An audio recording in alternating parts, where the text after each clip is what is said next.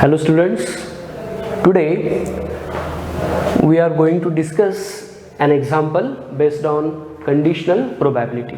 Here is the example. Suppose we are given probability of A equal to 1 by 4, probability of A given B equal to 1 by 3 and probability of B given A equal to 1/2.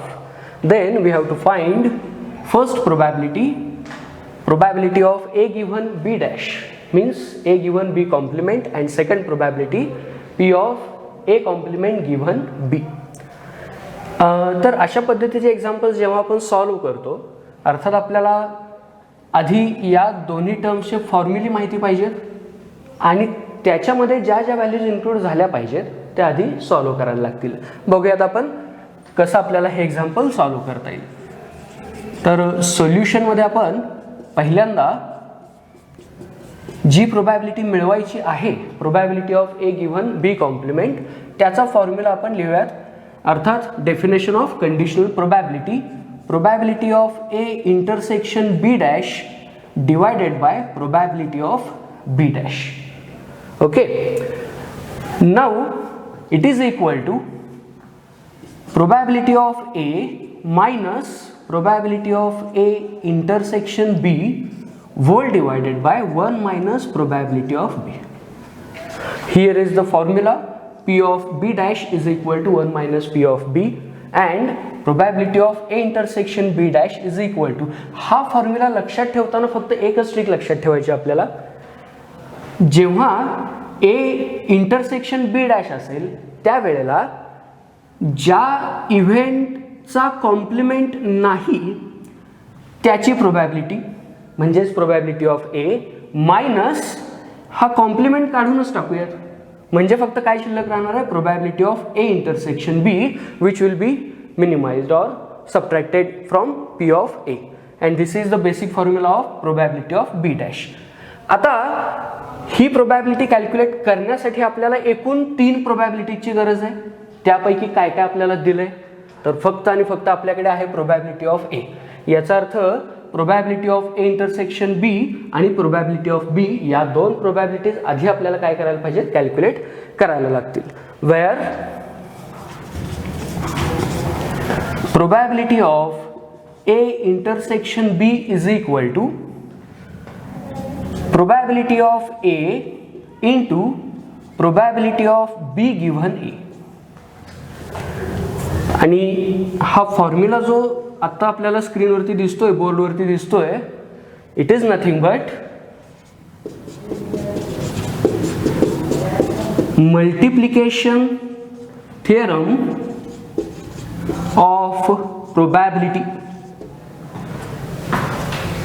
आणि हे theorem तयार होतं कशावरून, तर conditional प्रोबॅबिलिटीच्या डेफिनेशनवरून. Conditional प्रोबॅबिलिटीची definition suppose मी जर इथं mention केली, probability of B given A is equal to probability of A intersection B divided by probability of A. मला जर probability of A intersection B पाहिजे असेल तर मी फक्त काय करणार आहे, P of A ची साईड चेंज करा, हे जे डिव्हिजन मध्ये आहे ते मल्टिप्लिकेशन मध्ये येईल, म्हणजेच probability of A intersection B equal to हा फॉर्म्युला आपल्याला मिळेल. हे P of A या बाजूला येईल, P of A into probability of B given A. या दोनही प्रोबॅबिलिटीज आपल्याला दिलेल्या आहेत, म्हणजेच काय झालं बघा, P ऑफ A आहे 1/4 आणि P of B given A आहे 1/2 विच इज इक्वल टू 1/8. ही प्रोबॅबिलिटी मिळाली आपल्याला कोणती, P of A intersection B. आता P ऑफ B जर कॅल्क्युलेट करायचं असेल तर कसं होईल बघा, also probability of A intersection B is equal to, ज्या पद्धतीने आपण P of A into P of B given A लिहू शकतो, कशासाठी, P of A intersection B साठी, त्याच पद्धतीनं probability of B into probability of A given B it is also possible, कारण P of A given B च्या डेफिनेशनवरून आपल्याला ही term मिळू शकते.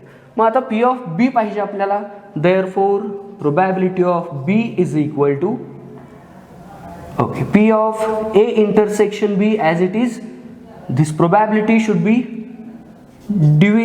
divisible P of A given B which is equal to P of A intersection B. आत्ताच आपण value मिळवलेली आहे 1/8 divided by P of A given B. It is given to us 1/3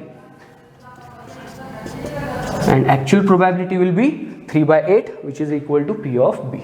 म्हणजेच probability of A given B complement साठी ज्या 3 प्रोबॅबिलिटीज लागणार होत्या त्यातली एक प्रोबॅबिलिटी आपल्याकडे होती P of A, परंतु राहिलेल्या 2 प्रोबॅबिलिटीज आपण या पद्धतीने कॅल्क्युलेट केल्या.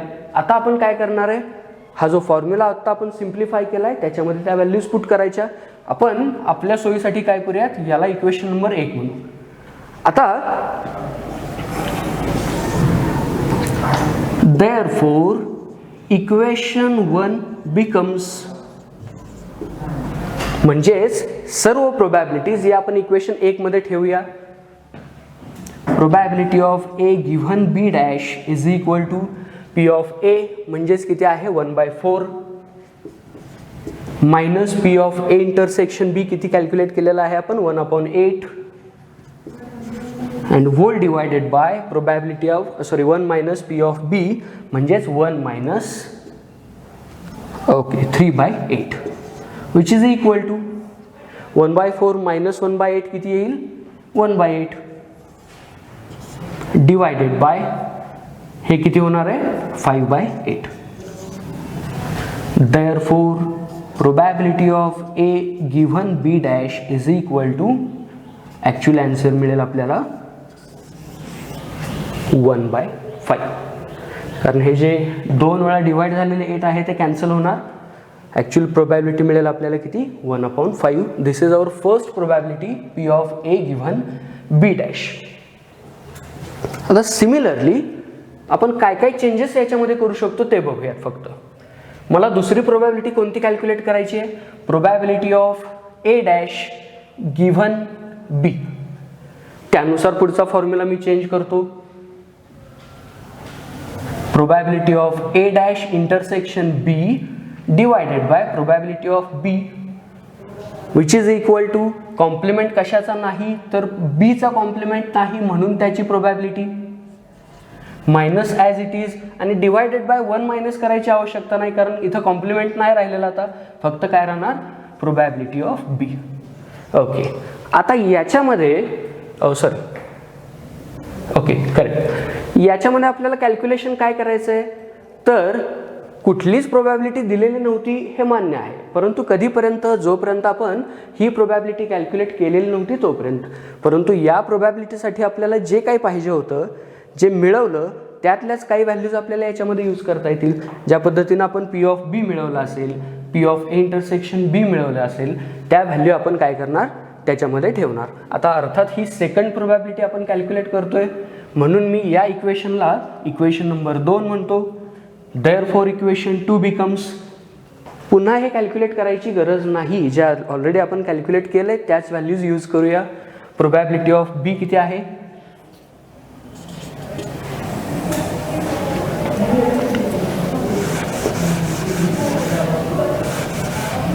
P of B is 3/8 minus P of A intersection B is 1/8 and divided by same P of B 3/8. It is equal to 2/8 divided by 3/8. Then final answer is 2/3 and this is the probability P of A dash given B.